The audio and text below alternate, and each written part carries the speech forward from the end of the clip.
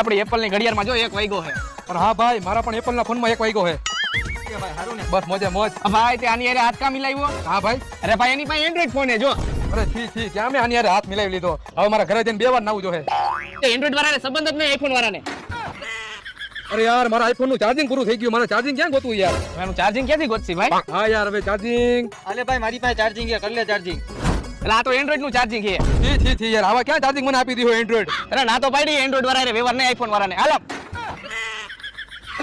હે ભાઈ ઓલા બર્ડ છે ને કાનમાં સાંભળવાના. હા ભાઈ કાનમાં સાંભળવાના બસ છે. 1 નંબર વાગે હો આઈફોન ના હે. ના ભાઈ એન્ડ્રોઈડ ના છે.